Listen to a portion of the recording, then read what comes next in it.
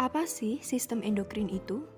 Sistem endokrin merupakan sistem yang mengontrol fungsi tubuh dengan perantara zat kimia atau hormon yang diangkut ke seluruh tubuh dalam darah. Di dalam tubuh terdapat sekelompok sel-sel khusus atau biasa disebut kelenjar endokrin yang memiliki fungsi melepaskan zat kimiawi ke dalam tubuh. Sel-sel ini sering dianggap sebagai kelenjar tak bersaluran karena sekresinya yang berupa hormon masuk secara langsung ke dalam darah yang mengalir dalam kelenjar tersebut, tidak ke dalam saluran seperti halnya dengan kelenjar eksokrin. Lalu, apa saja fungsi sistem endokrin itu?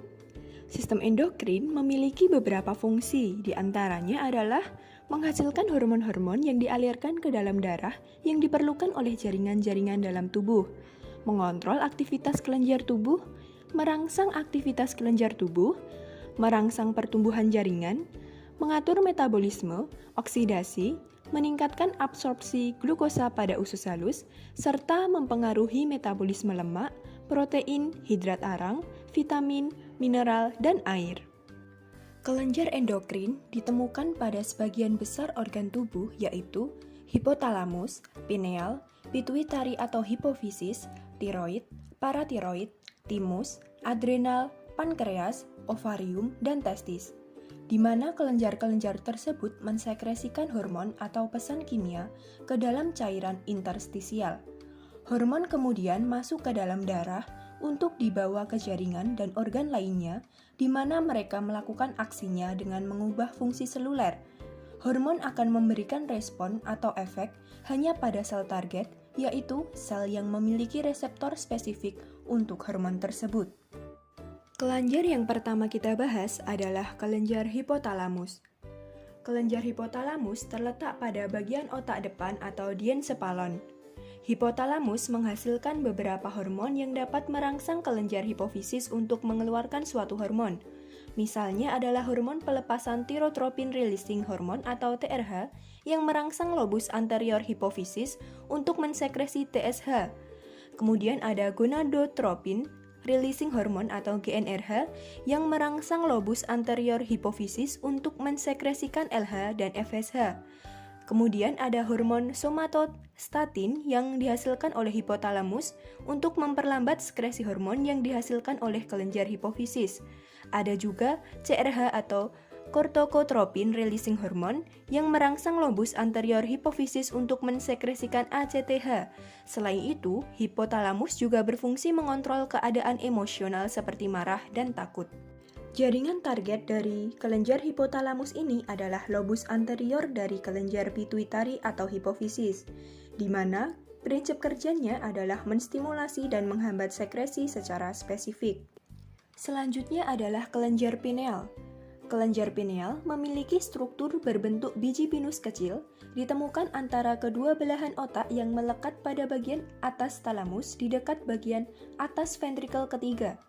Kelenjar pineal menghasilkan hormon melatonin terutama pada malam hari, yang disekresikan langsung ke cairan cerebrospinal. Hormon ini menghambat sekresi hormon gonadotropin LH dan LSH dari kelenjar hipofisis anterior, sehingga menghambat fungsi sistem reproduksi. Melatonin terlibat dalam siklus bangun tidur kita sehari-hari. Normalnya, kita bertambah mengantuk di malam hari ketika kadar melatonin meningkat dan bangun kembali di siang hari, dan kadar melatonin menjadi rendah. Siklus harian 24 jam seperti ini disebut ritme sirkadian.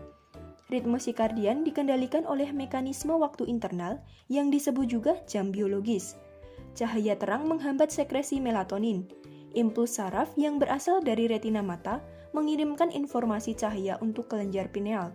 Dalam cahaya gelap atau redup, impuls saraf dari mata menurun dan sekresi melatonin akan meningkat. Melatonin juga memainkan peran dalam masa pubertas dan pada siklus reproduksi wanita. Jaringan target pada hormon melatonin ini adalah hipotalamus, dengan prinsip kerjanya menghambat gonadotropin releasing dan mengatur ritme sirkadian. Kelenjar hipofisis atau pituitari disebut juga master of gland atau kelenjar pengendali karena menghasilkan bermacam-macam hormon yang mengontrol aktivitas kelenjar endokrin lainnya. Kelenjar hipofisis memiliki struktur seperti kacang yang terhubung ke hipotalamus oleh tangkai kecil dari jaringan yang disebut infundibulum. Kelenjar ini berbentuk bulat dan berukuran kecil dengan diameter 1,3 cm yang terletak pada resesus tulang sphenoid. Kelenjar hipofisis terbagi ke dalam dua bagian yang berbeda secara struktur dan fungsinya, yaitu lobus anterior atau adenohipofisis yang berasal dari jaringan epitel kelenjar dan lobus posterior atau neurohipofisis yang berasal dari jaringan saraf, di mana setiap lobus mensekresikan hormon. Untuk prinsip kerja kelenjar hipofisis dan hormonnya, kalian dapat memperhatikan tabel berikut ini. Hormon GH atau hormon pertumbuhan berperan dalam mengendalikan pertumbuhan tulang, otot, dan organ, serta mempengaruhi kecepatan pertumbuhan tubuh. TSH berfungsi untuk merangsang kelenjar tiroid untuk menghasilkan hormon tiroksin. Kemudian hormon ACTH berfungsi untuk merangsang korteks kelenjar adrenal untuk melepaskan beberapa hormonnya ke aliran darah. Ada FSH yang merangsang perkembangan folikel-folikel di dalam ovari pada perempuan, sedangkan pada laki-laki berfungsi untuk merangsang perkembangan tubulus seminivorus dan produksi sperma. LH berfungsi untuk merangsang proses ovulasi pada perempuan, sedangkan pada laki-laki berfungsi untuk merangsang testis mensekresikan hormon androgen ke dalam darah. Kemudian ada prolaktin yang berfungsi merangsang sekresi susu setelah kelahiran. Ada juga ADH yang berfungsi untuk mempengaruhi ginjal, meningkatkan retensi air sehingga menurunkan volume urin. Ada juga oksitosin yang berfungsi untuk menginduksi kontraksi otot uterus dan menyebabkan kelenjar susu mengeluarkan susu selama menyusui anak. Selanjutnya adalah kelenjar tiroid. Kelenjar tiroid berbentuk kupu-kupu, terletak di leher anterior, pada trakea inferior terhadap laring.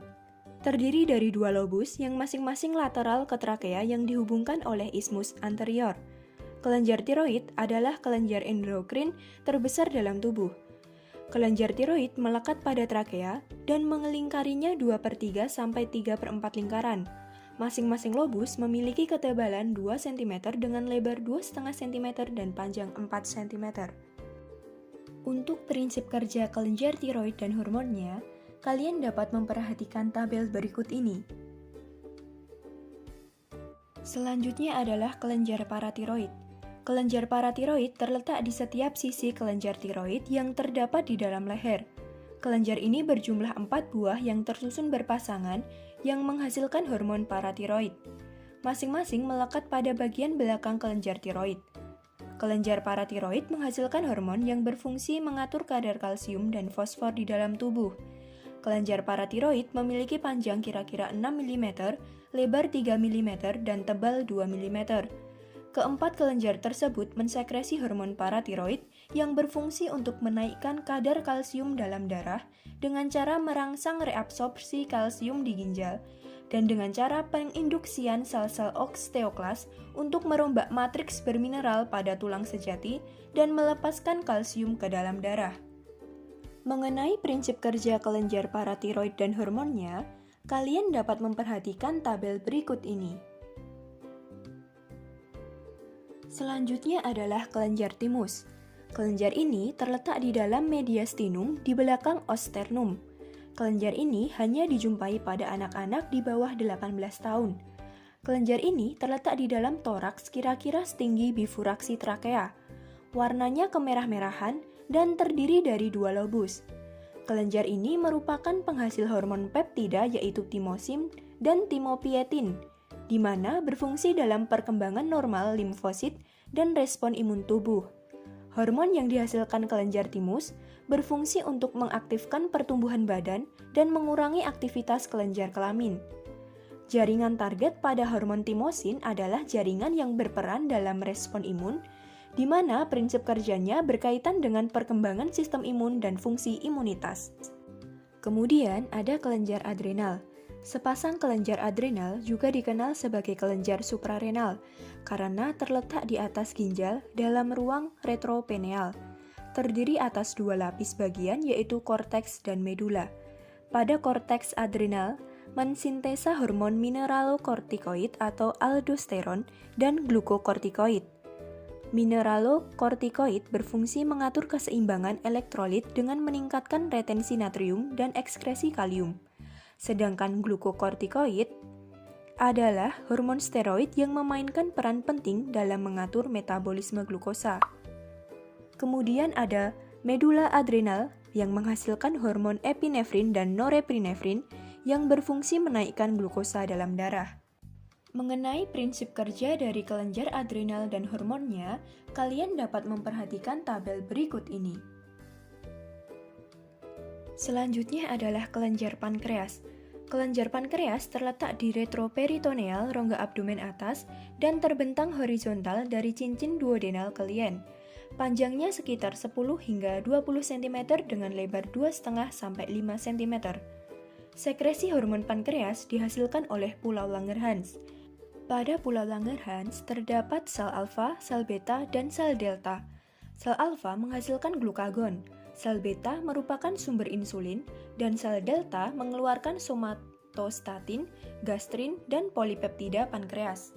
Mengenai prinsip kerja dari kelenjar pankreas dan hormonnya, kalian dapat memperhatikan tabel berikut ini. Insulin mempermudah gerakan glukosa dari darah menuju ke sel-sel tubuh menembus membran sel. Dalam otot, glukosa dimetabolisasi dan disimpan dalam bentuk cadangan. Di dalam hati, insulin mempercepat proses pembentukan glikogen atau glikogenesis dan pembentukan lemak. Kadar glukosa yang tinggi dalam darah merupakan rangsangan untuk mensekresikan insulin. Sebagai contoh, insulin akan meningkat setelah kita makan. Setelah makan, maka kadar glukosa dalam darah akan naik, karena tubuh mendapatkan glukosa dari pemecahan makanan tersebut. Tubuh mengambil kelebihan glukosa dengan cara mensekresikan insulin untuk menyeimbangkan pada kadar normal. Sebaliknya, glukagon bekerja secara berlawanan terhadap insulin. Glukagon berfungsi mengubah glikogen menjadi glukosa sehingga kadar glukosa naik. Kemudian, kelenjar yang terakhir adalah kelenjar gonad. Kelenjar gonad ini terdiri dari kelenjar testis yang terdapat pada pria. Letaknya di skrotum dan menghasilkan hormon testosteron. Fungsi hormon testosteron adalah menentukan sifat kejantanan, misalnya jenggot, kumis, jakun, dan lain-lain. Juga menghasilkan sperma serta mengontrol pekerjaan seks sekunder pada laki-laki.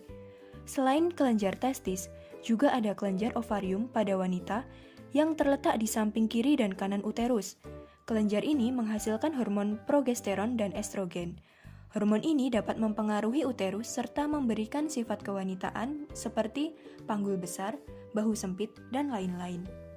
Untuk prinsip kerja dari kelenjar gonad dan hormonnya, kalian dapat memperhatikan tabel berikut ini. Selanjutnya adalah gangguan sistem endokrin, diantaranya adalah hipergonadisme, yaitu sterilitas dan kurangnya karakteristik seks sekunder yang dikarenakan kurangnya estrogen pada wanita dan androgen pada pria.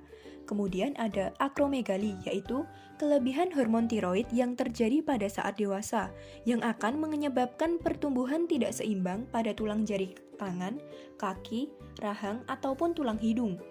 Ada juga gigantisme, yaitu kelebihan hormon tiroid pada masa kanak-kanak yang akan menyebabkan pertumbuhan raksasa.